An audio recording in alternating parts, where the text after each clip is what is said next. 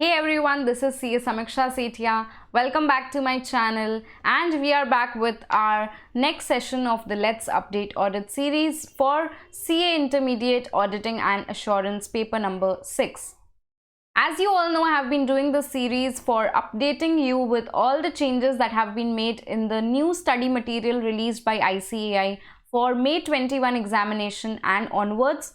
तो जो भी स्टूडेंट May 21 नवंबर 20 में एग्जाम देने वाले, नवंबर 21 ऑनवर्ड्स एग्जाम देने वाले हैं, और जिन्होंने ओल्ड स्टडी मटेरियल को रेफर किया था, या if you want to get updated with the latest changes that have been made in the new study material, then this series is for you.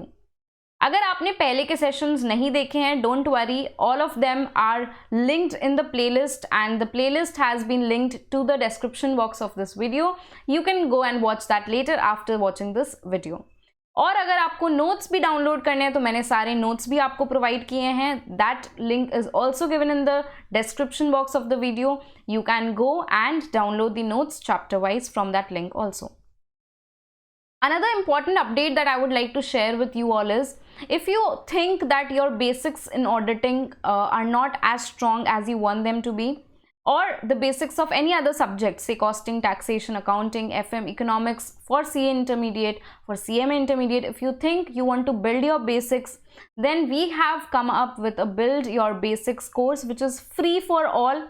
If you want to enroll for that course, that link I will also give in the description box of this video. आप उसको भी जाके enrol कर सकते हैं. वहाँ पे build your basics course में आप रजिस्टर कर सकते हैं. अगर आपको हमारा कोई भी फुल कोर्स लेना है तो आप हमारी वेबसाइट जो कि www.sjc.co.in है, उसको विजिट करके या फिर हमारे हेल्पलाइन नंबर पे कॉल करके रेगुलर कोर्सेज की डिटेल्स भी ले सकते हैं. In this video, I am going to discuss chapter number 12 of your CA Inter Audit ICAI study material, that is Audit of Banks. ठीक है, so let's start. कुछ नए टॉपिक्स यहाँ पे ऐड हुए हैं, कुछ एग्जाम्पल्स, केस स्टडीज भी ऐड हुई हैं, and also questions have been added just like all other chapters that we have been discussing. पहला टॉपिक जो ऐड हुआ है वो है types of banks. Okay, and these small changes are important for you because your paper is more than 40% marks objective paper, and institute can ask you anything from anywhere of the module. So हर एक छोटी चीज आपके लिए जो है important हो जाती है. If you want to pass the examination in one shot, if you want to score an exemption, if you want to get a rank, yes, everything needs to be studied minutely. So पहले start करते हैं with the types of banks. Okay. Commercial banks are the most common types of banks, we all know. Commercial banks के दो तरह के functions होते हैं. Number one is accepting deposits and second one is granting or advancing loans. So commercial banks are the most widespread network of banks, and they are primarily engaged in these two functions, accepting deposits and advancing loans. ये हमें सबको पता है. Next जो इन्होंने add किया वो है regional rural banks. पहले भी इन सब के नाम दिए गए थे, बट इनका description, what are these, what are the examples, वो पहले के स्टडी मटेरियल में नहीं था, जो नए स्टडी मटेरियल में ऐड हुआ है. रीजनल रूरल बैंक्स क्या होती हैं? These are basically banks which are set up in the rural areas of the country in order to cater to the banking and financial needs of the rural communities. Okay, तो banks ही है common, जैसे bank होती है वैसे ही bank है, but these are set up in the rural areas. Feature number 1. Second feature is to cater to the basic banking and financial needs of the rural communities. Example देखो, पंजाब ग्रामीण bank, Tripura ग्रामीण bank, इस तरह से state wise banks बनी हुई है, regional rural banks. Next we have cooperative banks. These are also just like commercial banks. The only difference is that these banks are set up under the Cooperative Societies Act 1912 or the Multi-State Cooperative Societies. And these are set up under the principles of mutual help. ठीक है, cooperative principles के ऊपर में आधारित है cooperative banks. Example जैसे कि Gujarat state cooperative bank limited है, West Bengal state cooperative bank limited. So these are cooperative banks. They are governed by the cooperative societies act 1912 और the respective state cooperative societies act, या फिर अगर एक से ज़्यादा स्टेट्स में एस्टैब्लिश्ड है तो multi state cooperative societies act. ठीक है. Next is the payment banks. Payment banks क्या होते हैं? जैसे एग्जाम्पल पहले मैं आपको बताती हूँ, Airtel payments bank, Paytm payments bank, ठीक है, all these are, this is a new introduction in the banking sector. These banks are allowed to accept restricted amount of deposits. Unlike commercial banks which can accept a lot of deposits, unlimited amount, but our payments bank, they can accept only restricted deposits. And secondly, they cannot grant any loan or they cannot issue any credit cards. They can issue debit cards, ATM cum debit cards जो होते हैं to withdraw cash, but they cannot issue credit cards or they cannot grant loan to their customers. So these are payments bank. Next is development banks. Development banks basically have been introduced in order to strengthen the infrastructure of the country. For example, EXIM, Export Import Bank. It is meant to promote exports and imports, to facilitate exports and imports. Similarly, NABARD is there to promote the rural and agricultural sector. We have IDBI, we have IFCI, अलग अलग infrastructural facilities को funds provide करने के लिए, strengthen करने के लिए development banks बनाए गए हैं, ठीक है. Next is small finance banks. Small finance banks, as the name suggest, these are also banks.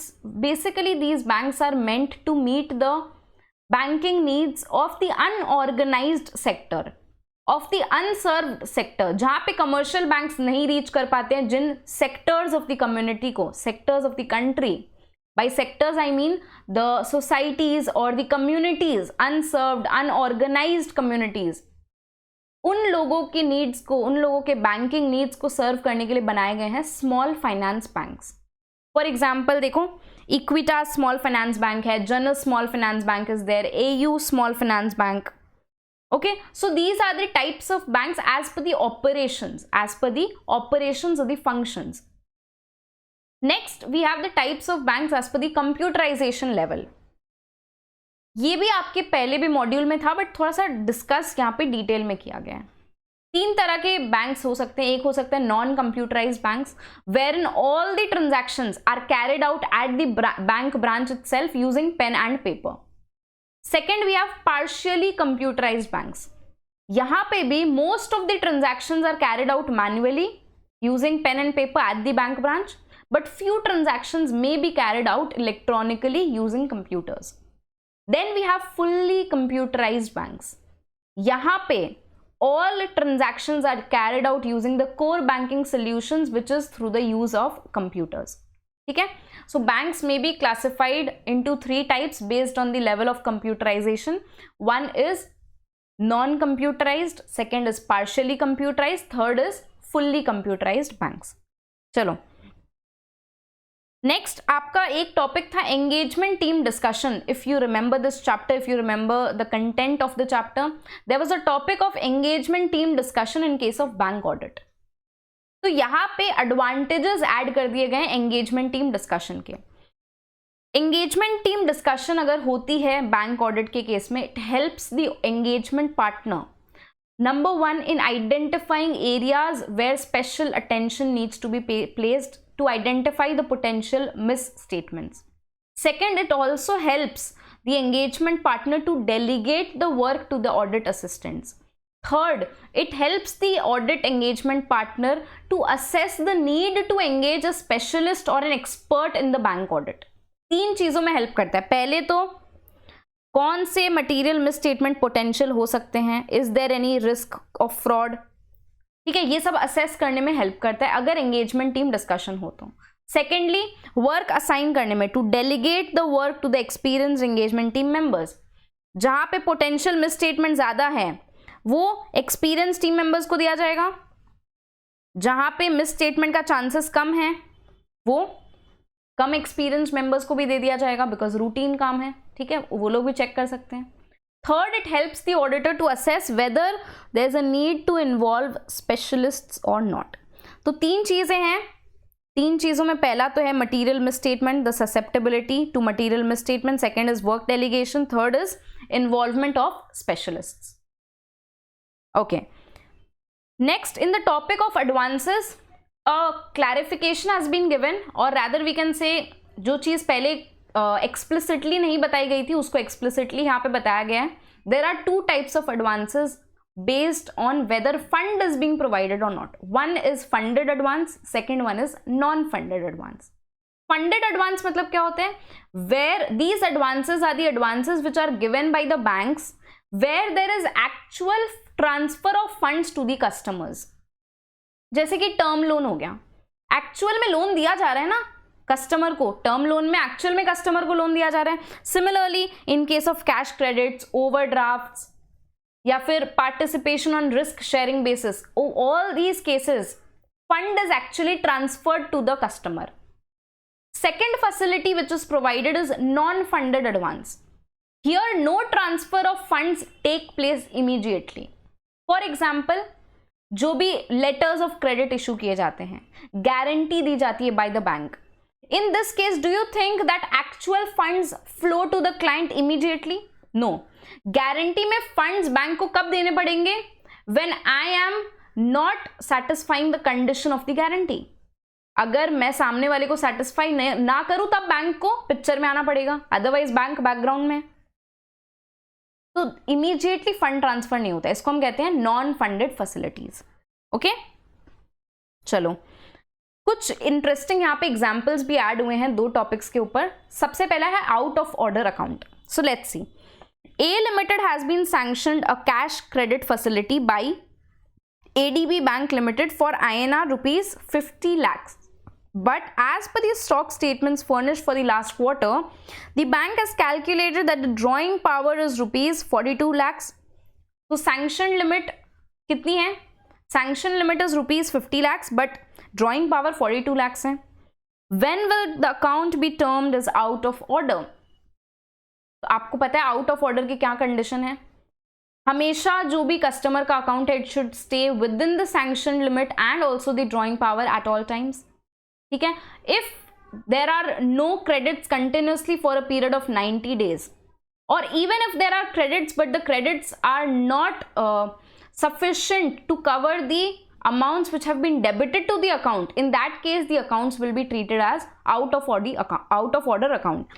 तो इस circumstance में अगर मैं देखूं, the account will be termed as out of order if the outstanding balance remains continuously in excess of sanction limit या फिर drawing power, or the outstanding balance in the account is less than INR 42 lakhs, that is drawing power से कम है, but there are no credits or any payments deposited into this account continuously for 90 days as on the balance sheet date.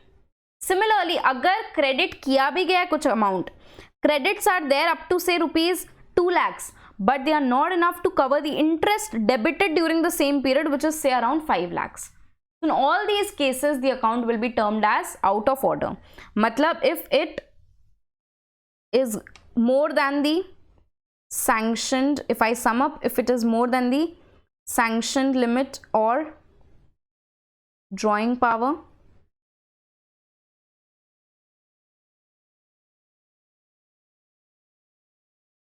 outstanding balance is less than, ठीक है, balance is less than drawing power, but no credits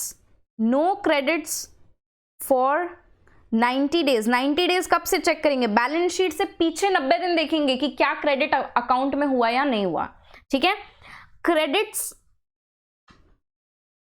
not sufficient to cover the debits. Interest expense को debit किया जाएगा ना, मतलब हमने जो loan लिया, कैश क्रेडिट लिया, उसके ऊपर जो इंटरेस्ट चार्ज होगा वो डेबिट होगा अकाउंट में. इंटरेस्ट डेबिट किया गया 5 लाख रुपया, आपने जमा किया ओनली 2 लाख रुपया, so the amount credited does not cover the amount that has been debited, so that case also account is out of order. Interesting case study. इस तरह के questions एग्जाम में आ सकते हैं where you have to apply whatever you have learned. ठीक है. वैसा ही एक और केस स्टडी है.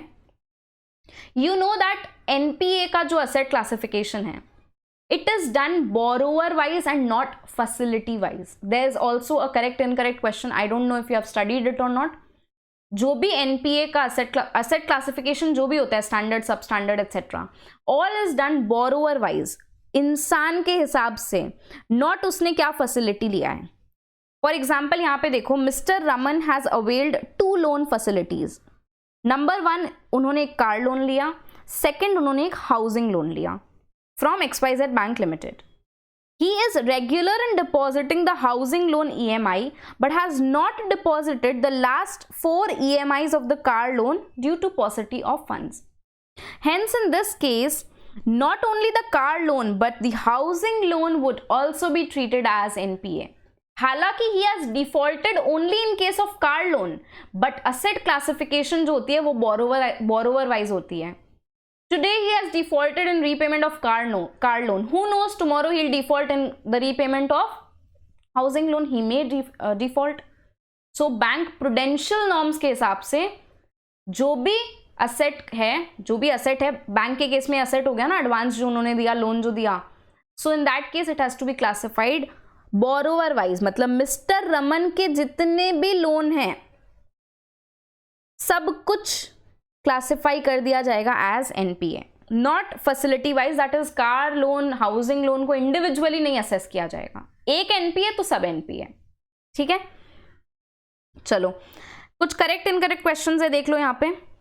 Collateral security refers to the security offered by the borrower for bank finance और the one against which credit has been extended by the bank. इसको हम primary security कहते हैं. कोलैटरल सिक्योरिटी तो एडिशनल सिक्योरिटी होती है. So the statement is incorrect.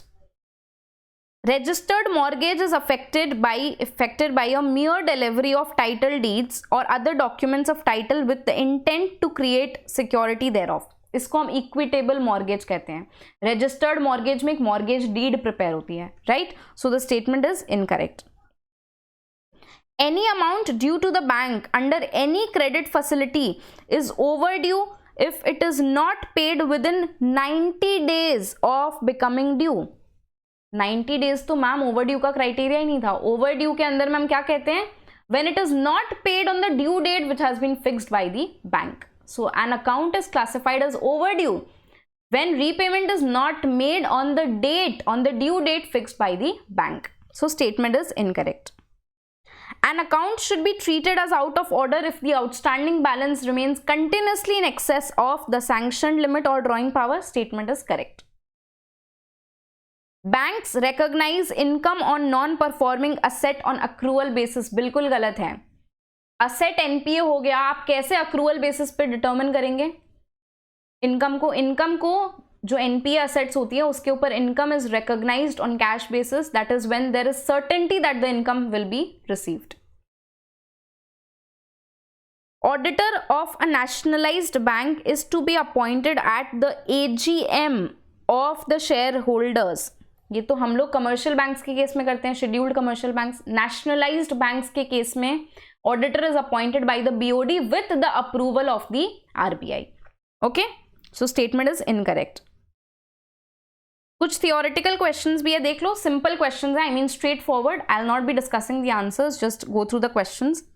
What are the general requirements of an effective risk management system in banks? For N effective risk management system, देखो मैंने points दे दिए यहाँ पे. There should be oversight by those charge with governance. Measurement and monitoring of risk should be there. Control activities should be put in place. Then controlling, that is monitoring activities should be there. And the information system should also be reliable. Explain the audit approach you would follow to check the operating expenses of banks. Operating expenses यानी वही आपका general salary expenditure हो गया, travelling, advertisement, जो भी expenses है bank के.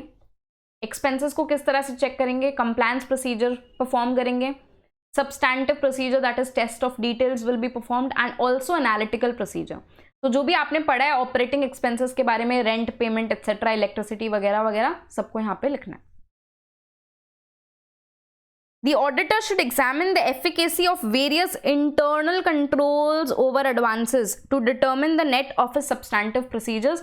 Internal controls over advances was a topic in this chapter. Straight away आपको वही लिखना है. Clear? इस तरह से हमारा पूरा जो चैप्टर नंबर 12 का डिफरेंशियल पोर्शन है वो कवर हो गया है. ठीक है. in these short videos you are getting to learn a lot. May be आपने ये कहीं कहीं पढ़ा है तो आपका रिवाइज हो गया है, और if it is new for you, तो आपने पूरा समझ लिया यहाँ पे. If you have any doubts तो आप कमेंट सेक्शन में लिख के उसको भी क्लियर कर सकते हैं, right. And if you find that these videos are helpful for you, इसको ज़्यादा से ज़्यादा अपने फ्रेंड्स के साथ शेयर करें, ठीक है. और मुझे भी कमेंट सेक्शन में बताएं कि आपको ये वीडियोज़ हेल्प कर रही है या नहीं. Thank you so much for watching everyone. All the best for your examinations. God bless you all.